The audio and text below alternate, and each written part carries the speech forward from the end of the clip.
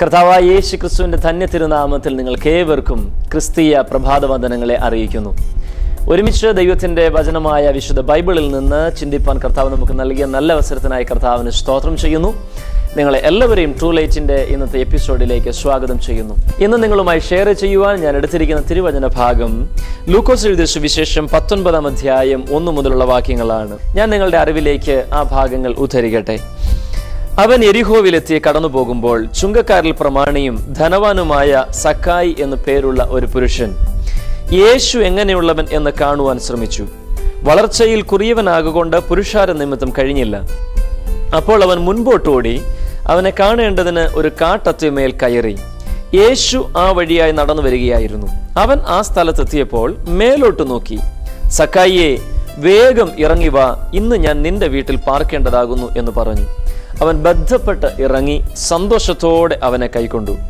കണ്ടവരെല്ലാം അവൻ പാപിയായ ഒരു മനുഷ്യനോടുകൂടെ പാർക്കുവാൻ പോയി എന്ന് പറഞ്ഞ് പിറുപിറുത്തു. സക്കായിയോ നിന്ന് കർത്താവിനോട്, കർത്താവേ, എൻ്റെ വസ്തുവകയിൽ പകുതി ഞാൻ ദരിദ്രർക്ക് കൊടുക്കുന്നുണ്ട്. വല്ലതും ചതിവായി വാങ്ങിയിട്ടുണ്ടെങ്കിൽ 4 മടങ്ങ് മടക്കി കൊടുക്കുന്നു എന്ന് പറഞ്ഞു. യേശു അവനോട്, ഇവനും അബ്രഹാമിന്റെ മകനാകയാൽ ഇന്ന് ഈ വീടിന് രക്ഷ വന്നു. കാണാതെ പോയതിനെ തിരഞ്ഞു രക്ഷിപ്പാനല്ലോ മനുഷ്യപുത്രൻ വന്നത് എന്ന് പറഞ്ഞു. ലൂക്കോസ് എഴുതിയ സുവിശേഷം 19-ാം അധ്യായം 1 മുതൽ 10 വരെയുള്ള ഈ വാക്യങ്ങളിൽ നമുക്ക് കാണുവാൻ കഴിയുന്നത്, കർത്താവായ യേശു യെരിഹോവിലെത്തി കടന്നു പോകുമ്പോൾ സക്കായി എന്നു പേരുള്ള ഒരു മനുഷ്യനെ അവൻ കണ്ടു. അവൻ കണ്ട് അവനെ വിളിച്ച് അവന്റെ വീട്ടിനകത്തേക്ക് യേശു പോയി ആ കുടുംബത്തിന് രക്ഷ കൈവന്ന അനുഗ്രഹിക്കപ്പെട്ട ഒരു ചരിത്രമാണ് നമുക്ക് ആ ഭാഗത്ത് കാണുവാൻ കഴിയുന്നത്. ഈ സുവിശേഷം തൊട്ടു മുൻപുള്ള അധ്യായം അഥവാ ലൂക്കോസ് എഴുതിയ സുവിശേഷം 18-ാം അധ്യായം 35-ാമത്തെ വാക്യം വായിച്ചാൽ അവിടെ കാണാൻ കഴിയുന്നത്, അവൻ യെരിഹോവിനോട് അടുത്തപ്പോൾ ഒരു കുരുടൻ ഇരന്നുകൊണ്ട് വഴിയരികെ ഇരുന്നിരുന്നു. യേശു പോകുന്നു എന്ന് കണ്ടിട്ട്, നസ്രായനായ യേശുവേ, എന്നോട് കരുണയുണ്ടാകണമേ എന്ന് അവൻ നിലവിളിച്ചു. യേശു അവന്റെ വാക്ക് കേട്ടു.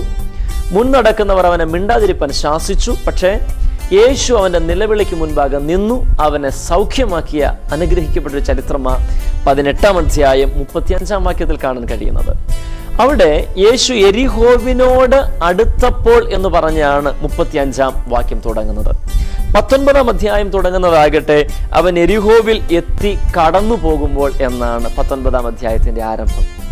അഥവാ യേശു യെരിഹോവിലേക്ക് വരുന്ന വഴിക്ക് അവൻ കുരുടനായ ഒരു മനുഷ്യനെ സൗഖ്യമാക്കുന്നു. യേശു യെരിഹോവിൽ നിന്ന് യാത്ര പുറപ്പെടുമ്പോൾ അവൻ ഇതാ ചുങ്കക്കാരിൽ പ്രമാണിയായ സക്കായിക്ക് രക്ഷ കൊടുക്കുവാൻ യേശുവിന് താല്പര്യം തോന്നി. യേശു യെരിഹോവിലേക്ക് വന്നപ്പോഴും അത്ഭുതം സംഭവിച്ചു. യേശു യെരിഹോവിൽ നിന്ന് പോകുമ്പോഴും അത്ഭുതം സംഭവിച്ചു. ഇന്നത്തെ കാലഘട്ടത്തിൽ പല ആളുകളും ഒരു പുതിയ സ്ഥലത്തേക്ക് വരുമ്പോൾ ചുറ്റുപാടുകൾ അവനെ സന്തോഷത്തോടെ സ്വീകരിക്കാറുണ്ട്. കാലങ്ങൾ കഴിഞ്ഞ് വളരെ ദുഃഖാർത്ഥമായ അന്തരീക്ഷത്തിലാണ് അവിടെ വിട്ടുപോകാറുള്ളത്.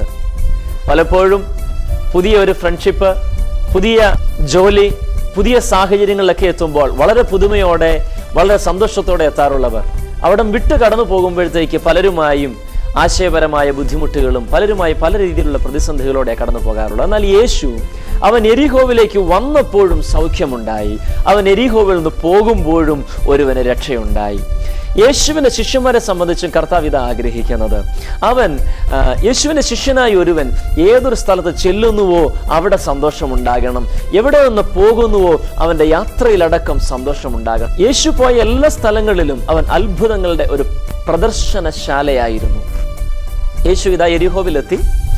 യെരിഹോവിൽ നിന്ന് കടന്നു പോകുമ്പോഴാണ് ചുങ്കക്കാരിൽ പ്രമാണിയായ സക്കായിയെ യേശു കാണുന്ന സന്ദർഭം നാം വായിച്ചത്. അവിടെ ഇങ്ങനെ എഴുതിയിരിക്കുന്നത്, ചുങ്കക്കാരിൽ പ്രമാണിയായ സക്കായിക്ക് യേശുവിനെ കാണണം എന്ന് താല്പര്യം തോന്നി. യേശുവിനെ കാണണമെന്ന് താല്പര്യം തോന്നിയപ്പോൾ അവൻ വളർച്ചയിൽ കുറിയവനായിരുന്നത് കൊണ്ട് പുരുഷാര നിമിത്തം അവന് യേശുവിനെ കാണാൻ കഴിഞ്ഞില്ല എന്ന്. യേശുവിനെ കാണുവാൻ സക്കായിക്ക് കഴിയാതിരിക്കാൻ 2 പ്രധാന കാര്യങ്ങളാണ് തിരുവചനത്തിൽ എഴുതിയിരിക്കുന്നത്. 1, അവൻ വളർച്ചയിൽ കുറിയവനായിരുന്നു. 2, പുരുഷാരം നിമിത്തം അവന് യേശുവിനെ കാണാൻ കഴിഞ്ഞില്ല. അവൻ വളർച്ചയിൽ കുറിയവനായിരുന്നെങ്കിലും പുരുഷാരമില്ലായിരുന്നെങ്കിൽ സക്കായിക്ക് യേശുവിനെ കാണാമായിരുന്നു. ഇനി പുരുഷാരമുണ്ടായിരുന്നെങ്കിലും അവന് ധാരാളം പൊക്കമുള്ളവനായിരുന്നെങ്കിൽ അവന് യേശുവിനെ കാണാമായിരുന്നു. എന്നാൽ ഈ രണ്ട് സാഹചര്യ തടസ്സങ്ങളും ഒരുമിച്ച് വന്നപ്പോൾ സക്കായിക്ക് യേശുവിനെ കാണാൻ കഴിഞ്ഞില്ല. ഈ കാലഘട്ടത്തിലും നല്ലൊരു ശതമാനം ആളുകളെ സംബന്ധിച്ച് നോക്കിയാലും യേശുവിനെ കാണുവാൻ, യേശുവുമായി വ്യക്തിപരമായി അടുത്ത ബന്ധം പുലർത്തുവാൻ പലർക്കും കഴിയാതിരിക്കാൻ കാരണം എന്താണെന്ന് ചോദിച്ചാൽ അടിസ്ഥാനപരമായി ഈ രണ്ട് കാരണങ്ങളാണ് അതിനുള്ളത്. ഒന്ന്, വ്യക്തിപരമായി അവൻ്റെ ജീവിതത്തിൽ തന്നെയുള്ള കുറവ് അഥവാ അവൻ്റെ പൊക്കക്കുറവ് എന്നതാ ഒന്നാമത്തെ കാരണം.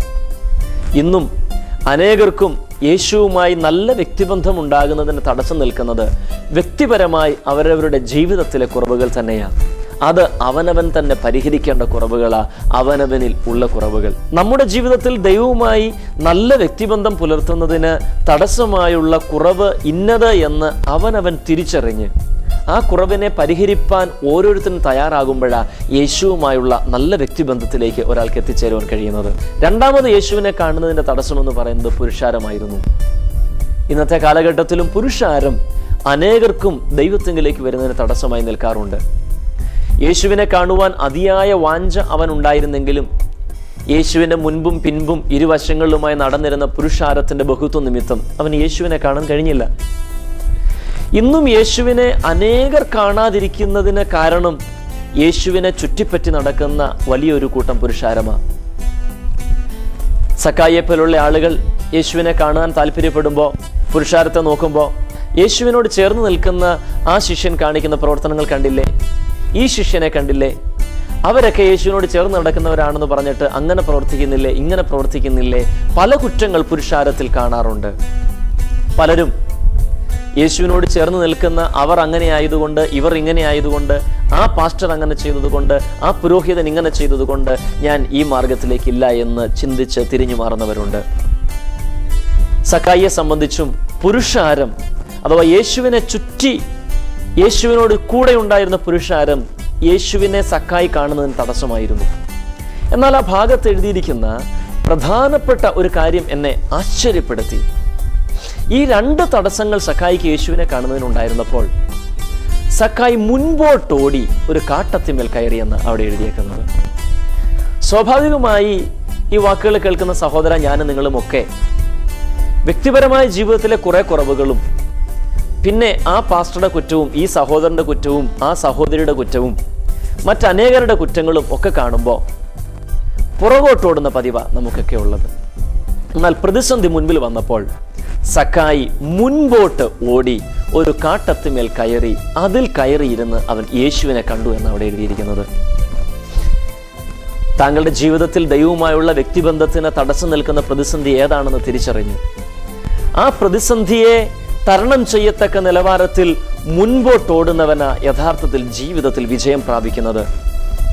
പ്രതിസന്ധി ഒന്നും ഇല്ലാഞ്ഞിട്ടല്ല നാം അറിയപ്പെടുന്ന മഹാന്മാരൊക്കെ അവർ ഇന്നായിരിക്കുന്ന സ്ഥിതിയിലെത്തിയത്. പ്രതിസന്ധിയെ തരണം ചെയ്യുവാനുള്ള ദൈവശക്തി ആർജിച്ച് പ്രതിസന്ധിയിൽ അവർ മുൻപോട്ടോടിയത് കൊണ്ട് അവരുടെയൊക്കെ ജീവിതത്തിൽ വിജയം പ്രാപിച്ചത്. ഇന്ന് പ്രഭാതത്തിൽ പ്രിയ സ്നേഹിത, താങ്കൾ ദൈവത്തിന്റെ വചനം കേട്ടുകൊണ്ടിരിക്കുമ്പോൾ തന്നെ താങ്കളുടെ ജീവിതത്തിലെ ഏത് മണ്ഡലത്തോടുള്ള ബന്ധത്തിലാകട്ടെ, താങ്കളുടെ വിദ്യാഭ്യാസ മണ്ഡലത്തിലാകട്ടെ, താങ്കളുടെ ജോലിയിലാകട്ടെ, താങ്കളുടെ ആത്മീക മണ്ഡലത്തിലാകട്ടെ, താങ്കൾക്ക് ദൈവവുമായുള്ള വ്യക്തിബന്ധത്തോടുള്ള ബന്ധത്തിലാകട്ടെ, താങ്കളുടെ രോഗത്തോടുള്ള ബന്ധത്തിലാകട്ടെ, വലിയ പ്രതിസന്ധി താങ്കളുടെ മുൻപിൽ നിൽക്കുമ്പോഴും പ്രതിസന്ധി കണ്ട് പകച്ചു നിൽക്കുന്ന ഒരുവനായി നിൽക്കുന്നത് കാണുവാൻ ദൈവം ആഗ്രഹിക്കുന്നില്ല. മറിച്ച് പ്രതിസന്ധിയെ തരണം ചെയ്ത് മുന്നേറുന്ന ഒരുവനാകുവാൻ ദൈവം താങ്കളെ കുറിച്ച് ആഗ്രഹിക്കുന്നു. എത്ര വലിയ പ്രതിസന്ധിയാകട്ടെ താങ്കളുടെ ജീവിതത്തിലായിരിക്കുന്നു, പക്ഷേ ഇന്ന് രാവിലെ ദൈവത്തിന്റെ പരിശുദ്ധാത്മാവിൽ നിറഞ്ഞ് ഞാൻ നിങ്ങളോട് പറയട്ടെ, പ്രതിസന്ധിയെ തരണം ചെയ്ത് മുന്നേറുന്നവനത്രേ, മുൻപോട്ടോടുന്നവനത്രേ ഒരു യഥാർത്ഥ ക്രിസ്തു ഭക്തൻ. വിശുദ്ധ വേദപുസ്തകത്തിൽ ഉടനീളം നോക്കിയാൽ നമുക്ക് ഇത് തന്നെയാണ് കാണാൻ കഴിയുന്നത്.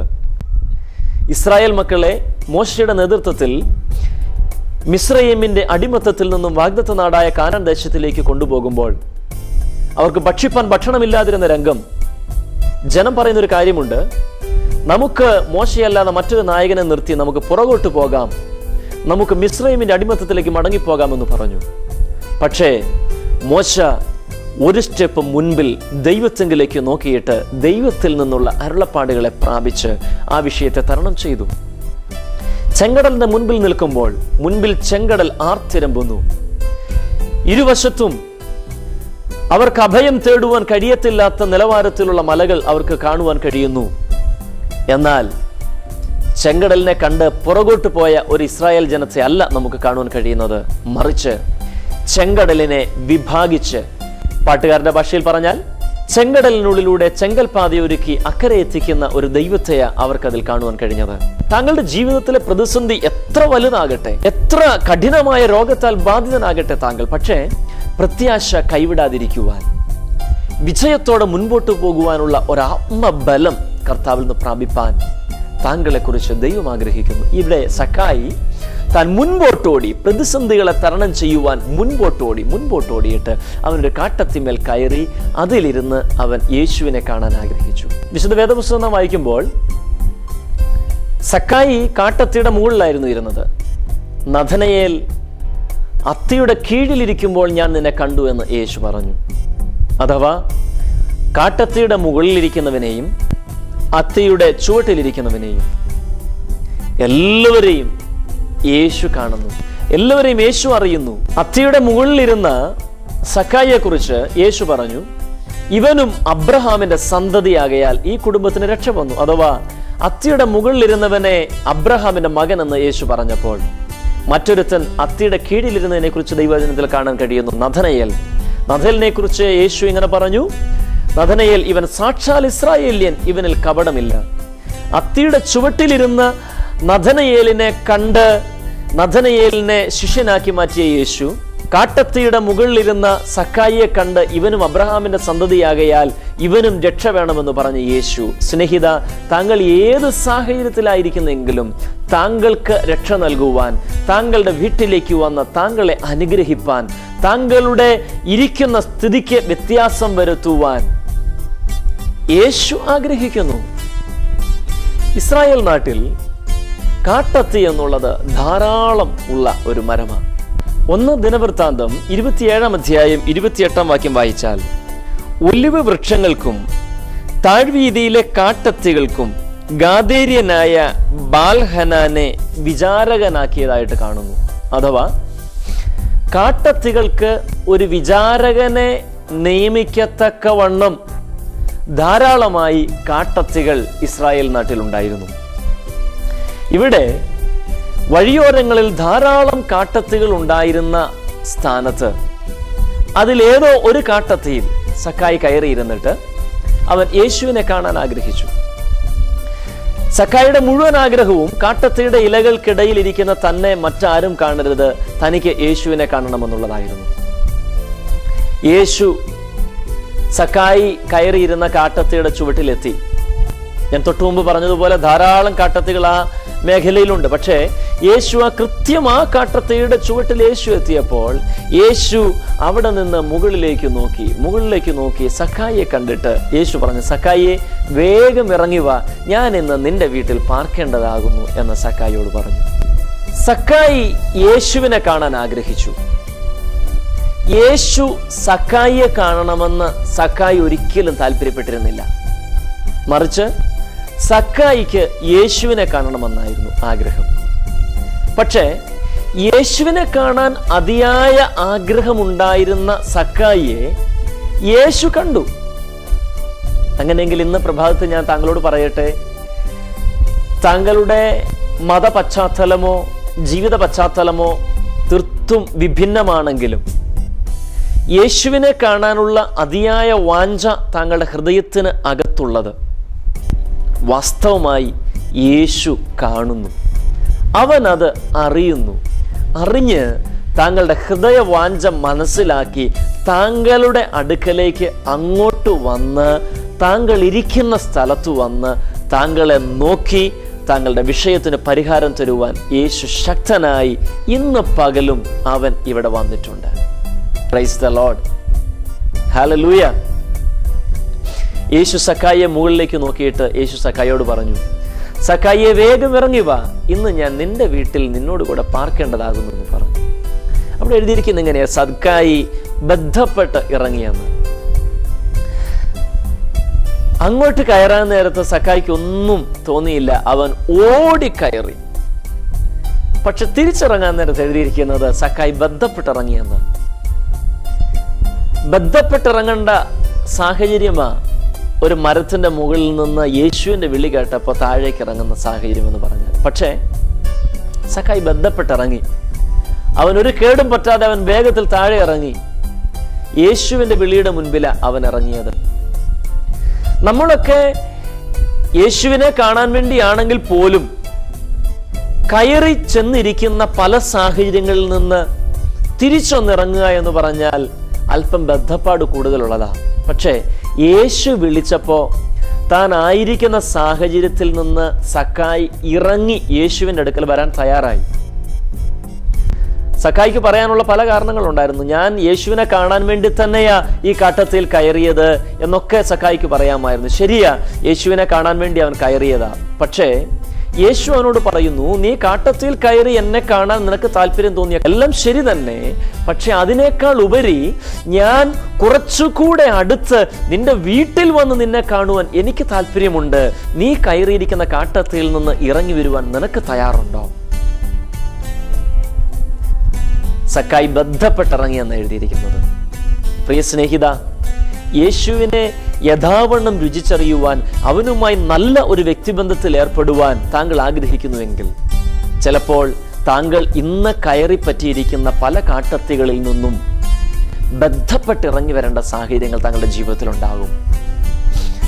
ഒരുപക്ഷെ പലതും താങ്കളുടെ വ്യക്തിപരമായ ജീവിതത്തിൽ സുഖം നൽകുന്ന ജഡമയമായ പല സാഹചര്യങ്ങൾ ഉണ്ടാകാം. പക്ഷേ ബന്ധപ്പെട്ടാണെങ്കിലും ഇറങ്ങി വരുവാൻ താങ്കൾ തയ്യാറാണെങ്കിൽ താങ്കളുടെ കുടുംബത്തിന് രക്ഷ വരുന്ന രീതിയിൽ ദൈവ സാന്നിധ്യം താങ്കളുടെ വീട്ടിനകത്ത് വെളിപ്പെടും. സക്കായി ബന്ധപ്പെട്ടിറങ്ങി വന്നു. യേശു സക്കായിയോടൊരുമിച്ച് സക്കായിയുടെ വീട്ടിലേക്ക് പോയി. യേശു പറഞ്ഞു, ഇന്ന് ഈ വീടിന് രക്ഷ വന്നിരിക്കുന്നു, ഇവനും അബ്രഹാമിന്റെ സന്തതിയാണ് എന്ന് യേശു അവിടെ ചെന്ന് പറഞ്ഞു. സക്കായി യേശുവിനെ കണ്ടുമുട്ടിയ പാടെ ചെയ്ത കാര്യം എന്തെന്നറിയാമോ? അവൻ ഇങ്ങനെ പറഞ്ഞു, കർത്താവേ, എനിക്കുള്ളതിൽ പകുതി ഞാൻ ദരിദ്രർക്ക് കൊടുക്കുന്നു. വല്ലതും ചതവായി വാങ്ങിയിട്ടുണ്ട് എങ്കിൽ ഞാൻ 4 മടങ്ങ് മടക്കി കൊടുക്കുന്നു എന്ന് പറഞ്ഞു. ശ്രദ്ധിക്കുക, സക്കായിക്ക് യേശുവിനെ കണ്ടുമുട്ടിയ നിമിത്തം ലാഭമാണോ നഷ്ടമാണോ ഭൗതിക തലത്തിലുണ്ടായത്? തന്റെ പോക്കറ്റിലെ കാശ് യേശുവിനെ കണ്ടുമുട്ടിയ നിമിത്തം കുറയുകയാണ് ചെയ്തത്. തന്റെ സമ്പാദ്യം കൂടുകയല്ല ചെയ്തത്, കുറയുകയാണ് ചെയ്തത്. യേശുവുമായി നല്ല വ്യക്തിബന്ധമുള്ള ഒരുവന് അന്യായമായി സമ്പാദിച്ച ഒന്നും അവന്റെ വീട്ടിനകത്ത് വെപ്പാൻ കഴിയുകയില്ല. എൻ്റെ വാക്കുകളെ സ്നേഹിതരെ നിങ്ങൾ കേട്ടുകൊണ്ടിരിക്കുമ്പോൾ തന്നെ യേശുവുമായുള്ള നല്ല വ്യക്തിബന്ധത്തിന് തടസ്സമായി താങ്കളുടെ ജീവിതത്തിൽ അന്യായമായി സമ്പാദിച്ചത് വീട്ടിനകത്തിരിക്കുന്നെങ്കിൽ, താങ്കളുടെ അലമാരിക്കകത്തിരിക്കുന്നുവെങ്കിൽ, ദൈവത്തിന്റെ വചനം വളരെ വ്യക്തമായി പറയുന്നു, താങ്കൾക്ക് യഥാവണ്ണം രക്ഷ പ്രാപിക്കുവാൻ യേശുവുമായുള്ള വ്യക്തിബന്ധം പ്രാപിക്കണമെങ്കിൽ അന്യായമായി സമ്പാദിച്ചതിനെ പുറത്തു കൊണ്ടുപോയി കളയുവാൻ തയ്യാറാകണം. താങ്കൾ ഒരു ഗവൺമെന്റ് ഉദ്യോഗസ്ഥനെങ്കിൽ താങ്കൾ കാര്യങ്ങൾ നടത്തിക്കൊടുത്തതിന്റെ പേരിൽ സ്നേഹത്തിന്, സന്തോഷത്തിന് എന്ന് പറഞ്ഞ് തന്നതാണെങ്കിലും കൈക്കൂലി അത് താങ്കളുടെ കുടുംബത്തിന് ശാപമാ, തലമുറയ്ക്കടക്കം ശാപമാ. അന്യായമായി സമ്പാദിച്ചത് 4 മടങ്ങ് മടക്കി കൊടുക്കുവാൻ ഞാൻ തയ്യാറെന്ന സക്കായി പറഞ്ഞത്. ഒരു ക്രിസ്തു ശിഷ്യന് അന്യായമായതൊന്നും വീട്ടിനകത്ത് വെച്ചിരിക്കാൻ പ്രമാണമില്ല. സക്കായി യേശുവിനെ കണ്ടുമുട്ടി അവന്റെ ഭൗതിക മണ്ഡലത്തിൽ താൻ സമൃദ്ധിയായി കണക്കാക്കിയിരുന്നതിനെയെല്ലാം അവൻ പുറത്തേക്ക് എറിഞ്ഞിട്ട് ആത്മാവിൽ ക്രിസ്തുവുമായുള്ള ഒരു വ്യക്തിബന്ധത്തിന് സക്കായി തയ്യാറായി. എന്താ അതിനർത്ഥമെന്നറിയാമോ? പ്രിയ സ്നേഹിതരെ, ഭൗതികമായി ഏതു വലിയ സമൃദ്ധിയേക്കാൾ വലുതാ ആത്മാവിന്റെ വീണ്ടെടുപ്പ് എന്ന് പറയുന്നത്. യേശുവിടെ പറയുന്നൊരു വാക്കുണ്ട്, ഇന്ന് ഈ വീടിന് രക്ഷ വന്നു എന്ന്. യേശു ഒരു വീട്ടിൽ ചെന്നാൽ ആ വീടിന് രക്ഷ കൈവരികയാണ്. താങ്കളുടെ ജീവിതത്തിൽ ഏറ്റവും തകർക്കപ്പെട്ട സാഹചര്യത്തിനകത്തായിരിക്കാം താങ്കൾ. പക്ഷേ യേശു താങ്കളുടെ വീട്ടിനകത്തേക്ക് വരുമ്പോൾ താങ്കളുടെ വീട്ടിൽ രക്ഷ കൈവരികയാണ്. തകർച്ചകൾ മാറിപ്പോവുകയാണ്. അതിന്റെ 7ാമത്തെ വാക്യത്തിൽ ഇങ്ങനെ എഴുതിയിരിക്കുന്നത്, കണ്ടവരെല്ലാം യേശു പാപിയായ ഒരു മനുഷ്യനോടുകൂടെ പാർപ്പാൻ പോയി എന്ന് പറഞ്ഞു. എന്നാൽ യേശു ഇവൻ പാപിയാണെന്ന് അറിഞ്ഞിട്ടും ഇവന്റെ കൂടെ പാർപ്പാൻ പോയി. പ്രിയമുള്ളവരെ, സമൂഹത്തിലെ മറ്റെല്ലാ നേതാക്കന്മാരിൽ നിന്നും യേശു വ്യത്യസ്തനാകുന്നത് ഈ കാര്യത്തിലാണ്. പൊതുസമൂഹം അംഗീകരിക്കുന്നവരുടെ കൂടെ അത്താഴത്തിനിരിപ്പാനും അവരുടെ കൂടെ സഹതപിക്കുവാനും ഒക്കെ സമൂഹത്തിലെ പല നേതാക്കന്മാരും തയ്യാറാണ്. എന്നാൽ ആ കാലഘട്ടത്തിൽ സമൂഹത്തിൽ ഏറ്റവും താഴേക്കിടയിലുള്ളത് എന്ന് കണക്കാക്കിയിരുന്ന, ആരും ബഹുമാനിക്കാത്ത, ഏറ്റവും താഴ്ന്ന നിലവാരത്തിലുള്ളവരെന്ന സമൂഹം വിലയിരുത്തിയിരുന്ന ആളുകളായിരുന്നു ചുങ്കക്കാർ. യഹൂദന്മാരായ അഥവാ ദൈവത്തിന്റെ സ്വന്തം ജനമെന്ന് അഭിമാനിച്ചിരുന്ന ആളുകളിൽ നിന്ന് കരം പിരിച്ച് റോമ ഗവൺമെന്റിന് കൊടുക്കുന്ന ആത്മീയതയുമായി ബന്ധമില്ലാതിരുന്നവർ എന്ന് കണക്കാക്കിയിരുന്ന ഒരു കൂട്ടർ ചുങ്കക്കാർ. എന്നാൽ യേശു ആരുടെ കൂടെ പോയെന്നറിയാമോ? ഫരിസയരുടെയോ പ്രമാണിമാരുടെയോ ശാസ്ത്രിമാരുടെയോ പുരോഹിതന്മാരുടെ കൂടെ അല്ലായിരുന്നു. മറിച്ച് യേശു സമൂഹം പാപിയെന്ന് മുദ്ര കുത്തിയിരുന്ന സക്കായിയുടെ കൂടെയാ യേശു പോയത്. ഇന്ന് സമൂഹം നിന്നെ പാപി എന്ന് മുദ്ര കുത്തുന്നുവോ? ഏറ്റവും താഴേക്കിടയിൽ കിടക്കുന്നവനാണെന്ന് താങ്കൾക്ക് തന്നെ തോന്നുന്നുവോ? യേശു സമ്പൽ സമൃദ്ധിയോടെ ഇരിക്കുന്നവന്റെ അടുക്കിലേക്ക് പോകുന്നതിനേക്കാൾ തകർന്നവന്റെ, ക്ഷീണിച്ചവന്റെ, സമൂഹം പുറന്തള്ളുന്നവന്റെ അടുക്കൽ പോയി അവന്റെ ഉദ്ധാരണത്തിന് വേണ്ടി പ്രവർത്തിക്കുന്ന യേശു ഇന്ന് താങ്കളുടെ വീട്ടിൽ, താങ്കളുടെ സാഹചര്യത്തിൽ, താങ്കളുടെ കിടക്കയ്ക്കരികിൽ, താങ്കൾ തകർന്നു കിടക്കുന്ന ഈ സാഹചര്യത്തിൽ താങ്കളുടെ അടുക്കിലേക്ക് വരുവാൻ യേശു താല്പര്യപ്പെടുന്നു. താങ്കൾക്ക് രക്ഷ തരുവാൻ, താങ്കളോട് ഒത്തൊരുമിച്ചിരിപ്പാൻ അവൻ ആഗ്രഹിക്കുന്നു. അതിന്റെ 8-ാം വാക്യത്തിൽ ഇങ്ങനെ എഴുതിയിരിക്കുന്നത്, സക്കായിയോ നിന്ന് കർത്താവിനോട്, കർത്താവേ, എൻ്റെ വസ്തുവകയിൽ പകുതി ഞാൻ ദരിദ്രർക്ക് കൊടുക്കുന്നുണ്ട്. സക്കായി പറഞ്ഞൊരു കാര്യം, എൻ്റെ വസ്തുവകയിൽ പകുതി ഞാൻ ദരിദ്രർക്ക് കൊടുക്കുന്നുണ്ട്. അടുത്ത വാക്ക്, വല്ലതും ചതിവായി വാങ്ങിയിട്ടുണ്ടെങ്കിൽ 4 മടങ്ങ് മടക്കി കൊടുക്കുന്നു. ഇത് രണ്ടും കൊടുക്കാം എന്നല്ല സക്കായി പറഞ്ഞത്, കൊടുക്കുന്നുണ്ട്, കൊടുക്കുന്നു എന്ന വാക്ക അവിടെ കാണുന്നത്. ഭാവിയിൽ ഞാൻ ചെയ്യാമെന്നല്ല സക്കായി പറഞ്ഞത്, നിലവിൽ ഞാൻ ചെയ്തുകൊണ്ടിരിക്കുന്ന ഒരു കാര്യമെന്ന സക്കായി പറഞ്ഞത്. ആ വാക്ക് എന്നെ വളരെ ചിന്തിപ്പിച്ചു. കാരണം ഫരിസയരെ കുറിച്ച് പറയുമ്പോൾ അവർ പ്രാർത്ഥനയിലടക്കം പറയുന്നൊരു വാചകമുണ്ട്, എൻ്റെ വസ്തുവകയിൽ സകലത്തിന് ഞാൻ 10-1 ദൈവത്തിന് കൊടുക്കുന്നു, അഥവാ ദശാംശം കൊടുക്കുന്നു എന്ന്. എന്നാൽ ഇവിടെ പാപി എന്ന് മുദ്ര കുത്തിയിരുന്ന മനുഷ്യൻ പറയുകയാണ്, എന്റെ വസ്തുവകയിൽ പകുതി ഞാൻ ദരിദ്രർക്ക് കൊടുക്കുന്നു എന്ന്. പുറം ലോകം പാപി എന്ന് മുദ്ര കുത്തിയവൻ തന്റെ വസ്തുവകയിൽ പകുതി ദരിദ്രർക്ക് കൊടുക്കുന്നവനായിരുന്നു. അന്യായമായി സമ്പാദിച്ചത് 4 മടങ്ങ് മടക്കി കൊടുക്കാൻ തയ്യാറുള്ളവനായിരുന്നു. അഥവാ പുറമേയുള്ള നോട്ടത്താൽ ഒന്നും ഒരു മനുഷ്യനെയും വിധിപ്പാൻ കഴിയുകയില്ല.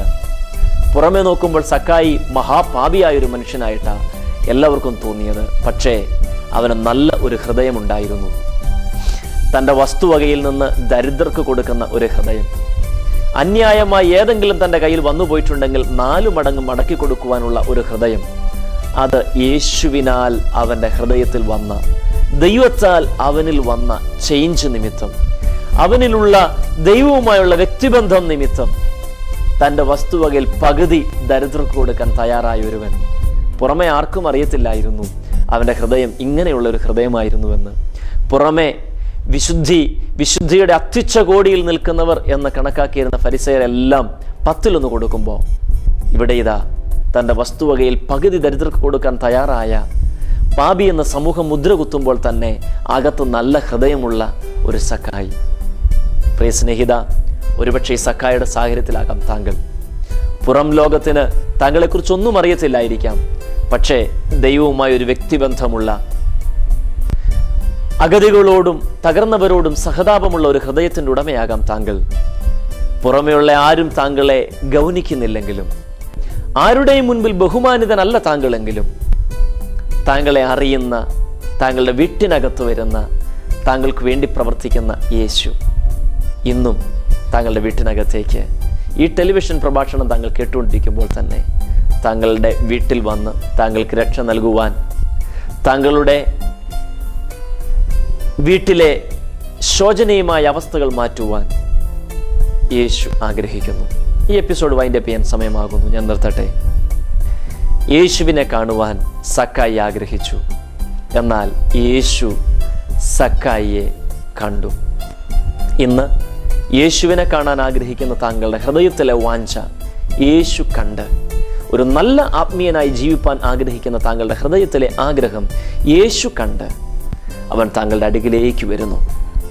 അവൻ താങ്കളുടെ അടുക്കൽ വന്ന്, താങ്കളുടെ വീട്ടിൽ വന്ന് സൗജന്യമായി താങ്കൾക്ക് രക്ഷ നൽകുന്നു.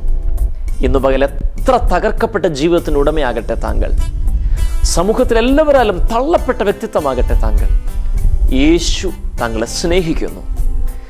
ഒരു നിമിഷം ഞാൻ നിങ്ങൾക്ക് വേണ്ടി പ്രാർത്ഥിപ്പാൻ ആഗ്രഹിക്കുന്നു. താങ്കൾ ഇരിക്കുന്ന ഇരിപ്പിൽ തന്നെ കണ്ണുകളെ അടച്ച് ഏകാഗ്രതയോടെ എന്നോട് ഒരുമിച്ച് ഈ പ്രാർത്ഥനയിൽ നിങ്ങൾ പങ്കാളിയാകുമ്പോൾ ഞാൻ നിങ്ങൾക്ക് വേണ്ടി പ്രാർത്ഥിപ്പാൻ ആഗ്രഹിക്കുന്നു. താങ്കളുടെ തകർച്ച യേശു മാറ്റാൻ പോകുന്നു. ഞങ്ങളുടെ സ്വർഗീയ പിതാവേ, യേശു ക്രിസ്തുവിൻ്റെ നാമത്തിൽ ഈ വചനം കേട്ടുകൊണ്ടിരിക്കുന്ന ഈ സഹോദരനെ, ഈ സഹോദരിയെ, ഈ തകർച്ചയിലായിരിക്കുന്ന വ്യക്തിയെ ഞാൻ അനുഗ്രഹിച്ച് പ്രാർത്ഥിക്കുന്നു. സക്കായിയെ പോലെ പ്രതിസന്ധി കണ്ട് മുൻപോട്ടോടി പ്രതിസന്ധിയെ തരണം ചെയ്യുവാനുള്ള ദൈവശക്തി ഈ സഹോദരൻ്റെ മേൽ, ഈ സഹോദരിയുടെ മേൽ പകർന്നാട്ടെ. അവിടുന്ന് അങ്ങനെ ചെയ്ത കൃപയ്ക്കായി നന്ദി. യേശുവിൻ നാമത്തിൽ തന്നെ. ആമേൻ, ആമേൻ. ദൈവം നിങ്ങളെ സമൃദ്ധിയായി അനുഗ്രഹിക്കുമാറാകട്ടെ. ആമേൻ. ട്രൂ ലൈറ്റിൻ്റെ ഈ എപ്പിസോഡ് നിങ്ങൾക്ക് അനുഗ്രഹമായി മാറിയെങ്കിൽ മറ്റനേകർക്കും കൂടെ ഈ എപ്പിസോഡ് ഒരു അനുഗ്രഹമായി മാറുവാൻ ട്രൂ ലൈറ്റിൻ്റെ ഏതെങ്കിലും ഒരു എപ്പിസോഡ് സ്പോൺസർ ചെയ്യുവാൻ നിങ്ങൾ ആഗ്രഹിക്കുന്നുവെങ്കിൽ, അല്ലെങ്കിൽ പ്രോഗ്രാം ബുക്കിങ്ങിന് വേണ്ടി നിങ്ങൾ ഞങ്ങളെ വിളിക്കുവാൻ ആഗ്രഹിക്കുന്നുവെങ്കിൽ ഞങ്ങളെ വിളിക്കേണ്ട നമ്പർ 9544488858 9544488858. നിങ്ങളുടെ നീറുന്ന പ്രാർത്ഥനാ വിഷയങ്ങൾ ഞങ്ങളെ വിളിച്ചറിയിക്കേണ്ട പ്രയർ ലൈൻ നമ്പർ 9539113121 9539113121. മറ്റൊരു നമ്പർ 9946662200